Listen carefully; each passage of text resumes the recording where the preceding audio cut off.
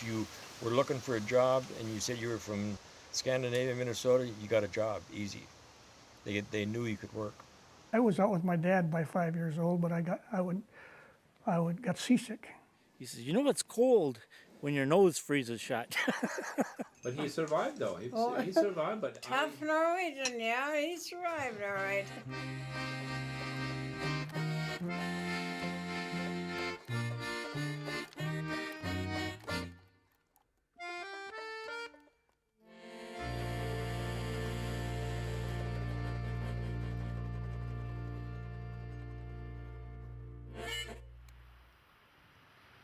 There are stories of work that run through the family that I think are fairly typical of that period of mass migration where most came and had to find work. Of all my relatives, only one really brought his trade, and that was my father's mother's father, who was a tailor, and he was the village tailor in a small town in Småland. But the others all had to find work. Our cabin here is named Hookeland, and that's the farm that my father's father was born on in 1865 in Värmland. His name was Axel Anderson. He was part of a large family, few opportunities on the farm, worked as a dräng on other people's farms. So he came alone at the age of 21, ended up in Minneapolis, but he had no work. So he met up with his friend and found a boarding house to live in on the near north side. And he began digging graves in 1887. He was good with horses, so he worked as a chauffeur for some of the wealthy families in Minneapolis. And then he was a day laborer.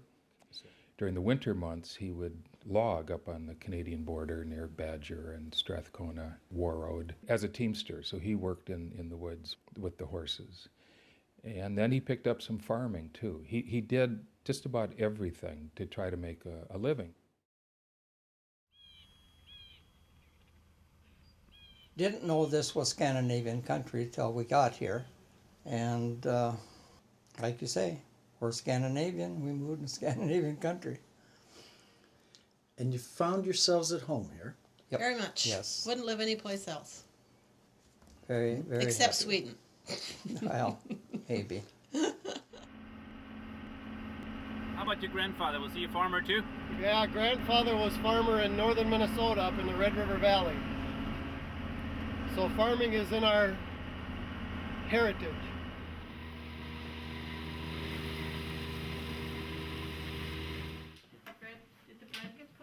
see, why is there a dollar horse on the table here? It's a connection with Sweden. Love it. We must eat now. We have fruit soup on the table because it's very Scandinavian.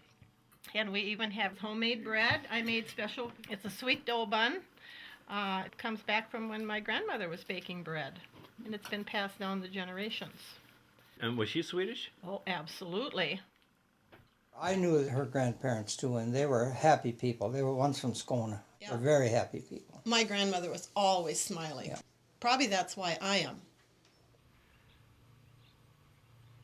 And we bought it in 1970, and we moved here in 1971. Started out with 25 cows, 160 acres. Now we're milking 60, 70 cows, and we have almost 500 acres plus another 120 rented.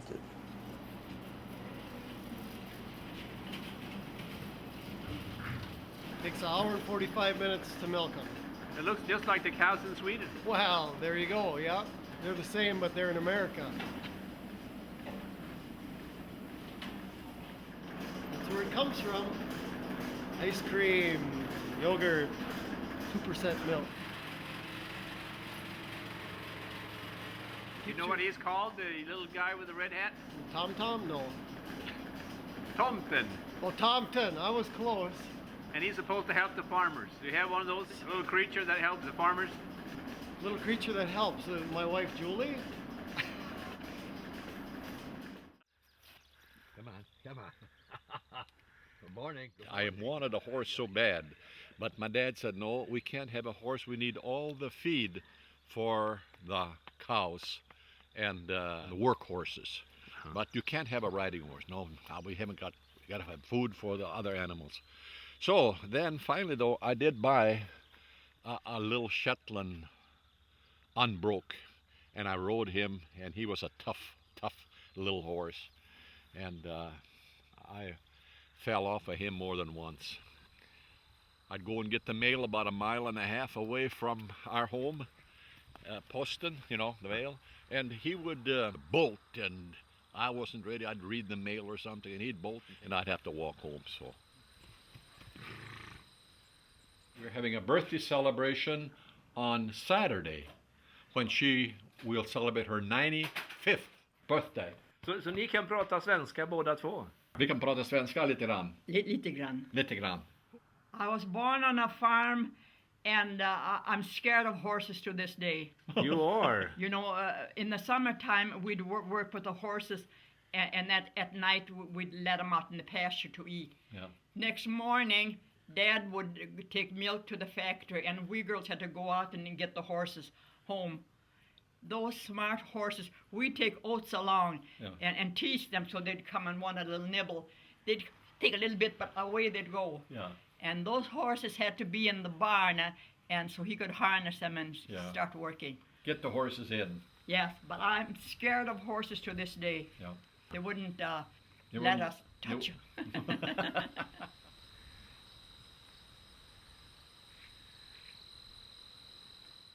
Mother used to make up in that big, where she made bread dough in the morning, and then it wasn't enough at noon for dinner time. This is in the summertime when you're out working.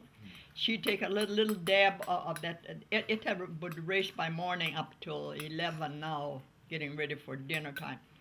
She'd take that and she'd make a picacoca. Punch it out.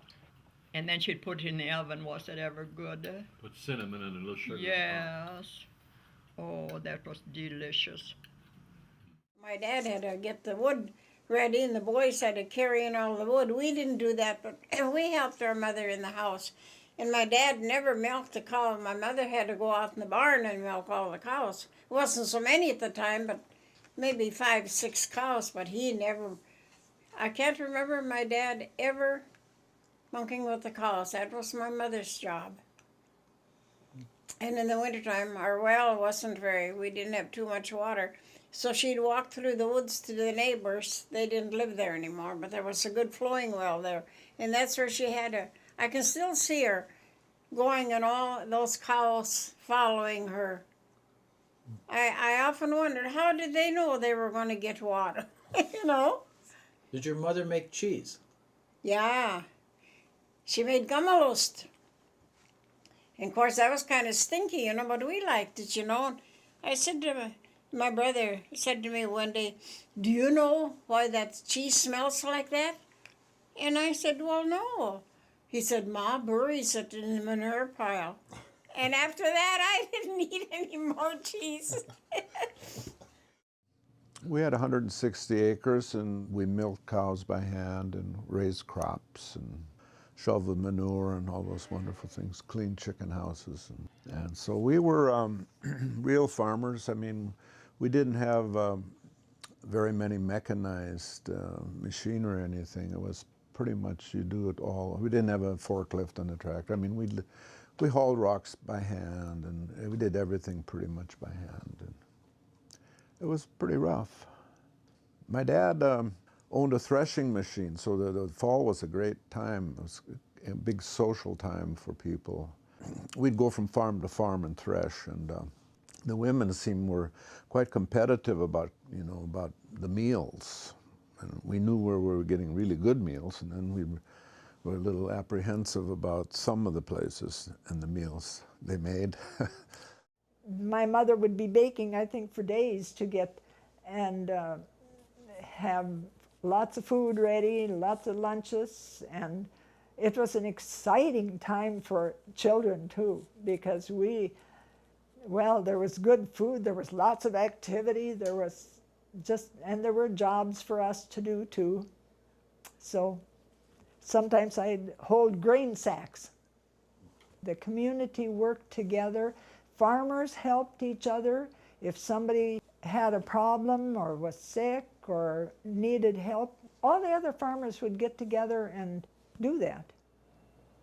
You know, back when I was a child, in the 20s and maybe early 30s, the people that had come from Sweden and Norway, they always called it Gamla landet. They were here to start a new life, and they worked hard. They really worked hard to develop this land that was all trees and swamps and that sort of thing. She had many Swedish sayings. Oh, den late bär ihjäl sig. Den late Bär ihjäl sig. bär ihjäl sig. The lazy one carries himself to death, because I was great at piling my arms just full of stuff, so I only had to make one trip.